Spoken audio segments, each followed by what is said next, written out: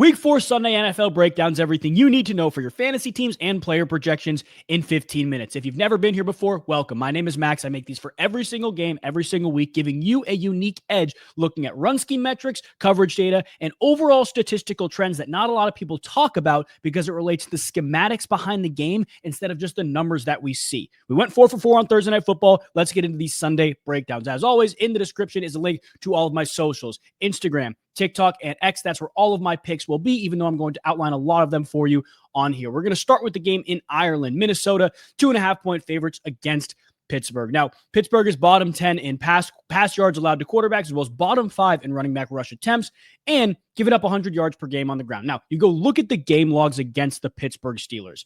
Braylon Allen obviously didn't do much, but Breece Hall had 100. Kenneth Walker had 100. Travion Henderson, Antonio Gibson, and Ramondre Stevenson kind of all over the place with the touches, but you can see anytime a running back had, 13 plus carries, they were able to produce. Zach Charbonnet, 15 for 10. Obviously, the goal line work is a different story, but now that Aaron Jones is out for the Minnesota Vikings, I like Jordan Mason even more, and I think 80 yards and what I think is going to be a pretty close game should be reasonable. I think with Carson Wentz at quarterback, they lean back into the run game, and Jordan Mason just looked awesome last week against the Bengals run defense that hadn't been that bad, guys. They really hadn't been that bad. Now, Minnesota's the exact same where they're bottom 5 in running back rush attempts. They're giving up 100 yards per game.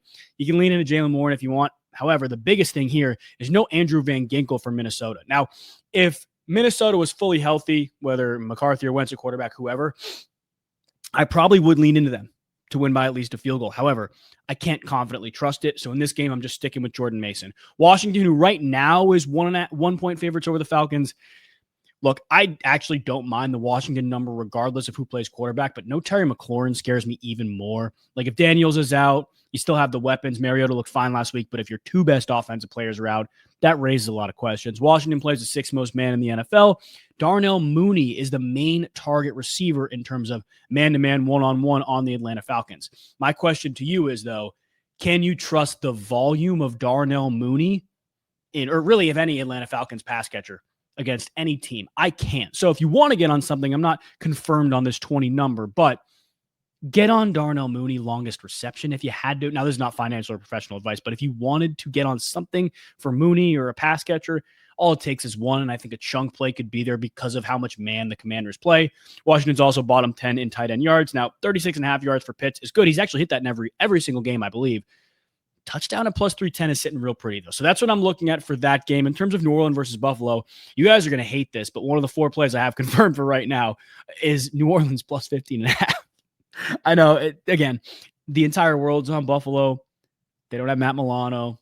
They don't have Ed Oliver. And that defense looked bad last week, guys. It did. It really did. And now, I think New Orleans is also a better team than people give them credit for. On the road, Buffalo coming off many, like everything points towards Buffalo. Part of the reason almost all of the money is on. This is, again, another trap game, a classic trap where week 1 it was Indianapolis where like everybody wants to pick Miami. This is a trap. Just stay on Indianapolis. Week 2, everybody was on Miami against the New England Patriots in a bounce back. Yeah, get on New England, even though it doesn't make a lot of sense. This is one of those where I'm like, okay, it doesn't make a lot of sense, but I know where everybody's at. I kind of think you do New Orleans plus 15.5. In terms of Cleveland, Detroit was able to get into the weeds here. Detroit, the 4th most man-to-man in the entire NFL, 2nd most wide receiver receptions, and a top 10 out-wide target rate. Now, against man, Judy is the most targets and highest target percentage, but as you guys know, I partially look at the Browns for what I do.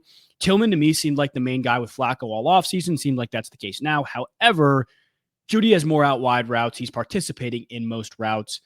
He has a higher uptick versus man than zone compared to Cedric Tillman. I think Judy 48.5 is a little too low. I truly think he could have a 50-yard touchdown, a 50-yard bomb. Like the Browns are going to have to load up and throw the ball down the field. I love Judy against man-to-man, and I don't think there's a Lions player that can cover him one-on-one. On the other side, it's very much the same. Cleveland, 3rd most man in the NFL. Amon-Ra St. Brown's targets double versus man-to-man in terms of the rate he's targeted. By far the most targets and highest target percentage on Detroit. However, I think Denzel Ward's going to shadow him in a lot of those man situations. The Lions are probably going to be winning. They're 10-point favorites. And to be honest with you guys, I would stay away from Monron if you want to get something with Detroit. I think this is a spot where Detroit just blows them out. Now, I know everybody's like, Cleveland just came off a great game against Green Bay. Their defense is incredible, which is, I think it's one of the 2 best defenses in the NFL. Like another double-digit spread? Nah, Cleveland's going to do it again. Another one kind of like the one above where I'm like, Everybody's on them. Detroit has dropped 50 at home. I believe it's 3 of the last 10 times or 3 of the last 9 times they've played at home. They did it against Chicago this year. Also, Chicago came in. Everybody's like, oh, maybe they're not as bad as we think. Yeah. I think you get on Detroit if you want to get on a side. I don't love it. Now, in terms of the honor lay, if you guys watch Honor Land My Brown show, you'll know we've already done this. But half a unit, Judy 40 plus, Tillman 40 plus, and a Myles Garrett sack. I am also on that if you'd like to ride. Now, this is not all my picks. It's my co-host and my producer. So tail that with your own caution. However, let's talk Tennessee, Houston. Tennessee giving up the fourth most wide receiver receptions. This is what I really want to talk about, though. Christian Kirk, 8 targets in his debut, 67% of snaps without playing any snaps the weeks before. And Tennessee is above average in their slot target rate. In terms of man zone, it was pretty even zone, or Tennessee is a little zone heavy or top 10 in zone rate. 3.5 receptions for Christian Kirk is too low, I think. You go look at these snap counts again, guys. This is his first week playing. He didn't play week 1 or week 2. Right? Justin Watson didn't play, part of the reason he was playing a little bit more, but immediately overtook everybody but Nico Collins in snaps. Everybody but Nico Collins. Also, while I'm on this snap count, don't forget this backfield, guys, very slowly becoming a committee in terms of who's getting the ball and who is being on the field in the goal line. So Woody Mark should not be a free agent in your fantasy league. Let's talk Carolina, New England. New England is bottom 5 in quarterback pass yards, bottom 10 in wide receiver yards, but all without Christian Gonzalez. He's expected to make his debut in this game. Carolina, Ted McMillan is banged up. I don't love Carolina in this game. I really don't. I think it's going to be a game where the Patriots make a statement at home. Again, I'm confirmed on New England to win by at least 6. But Hunter Henry is the guy I really want to talk about because Carolina is giving up the most yards to opposing tight ends in the NFL, bottom 10 in fantasy points per game as well. He's been on a tear, but part of the reason he had such a great game against Pittsburgh last week was the target rate the Steelers allowed. They were above the league average in both inline target rate and slot target rate.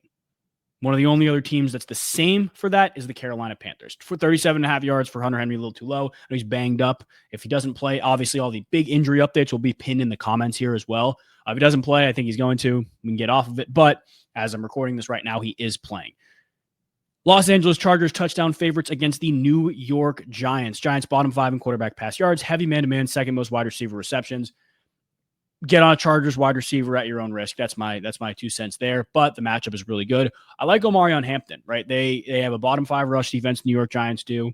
Game flow is going to be in their favor. He had heavy usage with Najee out. Now, a full week of game planning could lean into other backs in the backfield. That's what Greg Roman has always done. However, Omarion looked good. That Giants run defense is not great. He's still going to touch the ball probably 15 times, maybe not on the ground, but overall, I think 60 plus rush yards is good. On the other side, though, the Chargers are bottom 5 in quarterback rush yards, and they've given up 20-plus rush yards in all 3 games to opposing quarterbacks, all while not really like playing the biggest ground threats. Like Mahomes, sure. Knicks, sure. Geno Smith, like they can break the pocket and run, and that's what Jackson Dart is going to be able to do. I like Jackson Dart rushing in this game. I like a spot where stuff is going to break down. He's going to have to ad lib, and he's going to run the ball. That's what he does. That's what Jackson Dart does. Philly, Tampa Bay, nothing really of note here. I think Tampa Bay is getting a little overvalued in this game.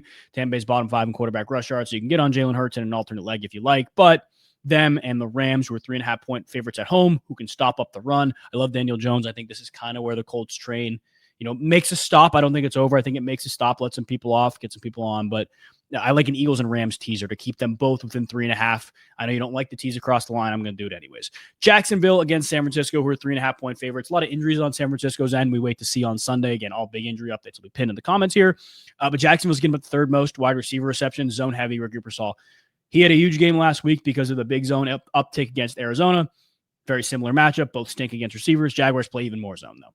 Jennings is banged up. Even if he plays, there's an uptick. Now, for the receptions on Pearsall, we're waiting for it. I like 4.5, but if it pushes up to 5.5, depending on the odds, I might pivot to yards. I believe yards is at either 50 or 60. Either one, though, I do like. Baltimore, minus 2.5 at Kansas City. What really scares me here is the Ravens' run defense. Like, they looked bad without Matabike last week. They're bottom 5 in quarterback pass yards. Xavier Worthy's probably going to play. I'm still taking the Ravens minus 2.5. Like to me, they're the better team. Offensively, they're going to have a lot of success. I trust Lamar. Yeah, I'm not really thinking too much about that one, even on the road. I know you don't like to fade Mahomes. I'm doing. I think everybody's going to be on the Chiefs here. I'm going to be on Baltimore. Chicago versus Vegas. Las Vegas giving up the 5th most wide receiver receptions. More zone heavy, which leans into Rome Odunze. They're also giving up the 4th most wide receiver yards. On the other side, Chicago giving up the 6th most wide receiver yards. If you want to get on Trey Tucker, Jacob Myers, be my guest. That scares me. However, most tight end receptions per game given up. Now, a lot of that was Jake Ferguson last week. That number's inflated, but because they play so much zone, it makes a lot of sense. Like I think Bauer is going to have a nice bounce back game here, but I like Odunze 4.5 receptions in a game where I think Vegas is the better team. They're going to be able to stop Chicago on the ground. They're going to have to throw the ball to stay in it. 5 against another zone-heavy team, that Pat Graham defense I like. Green Bay versus Dallas to finish Sunday Night Football. I think this is an old-fashioned rinsing on a primetime game. Dallas giving up 300 pass yards per game. Game flow, I worry about it. Dallas also bottom 5 in quarterback rush yards. So if you want to get on Jordan Love anything, probably a passing plus rushing leg in an entry. Green Bay's bottom 5 in tight end receptions. No CeeDee Lamb, 3rd most tight end yards. Ferguson's been producing already without getting the end zone. This is a great matchup for him. Game flow is going to help a ton. I like Ferguson 51 plus, but I also like the Packers to win by more than a touchdown here. I think they are going to wipe the floor with a really beat up Dallas Cowboys team. But that is everything I have for you guys for these games. If you're new, make sure you subscribe. We have 2 Monday Night Football games coming out for you, potentially when this is already out. We will see you next time. God bless.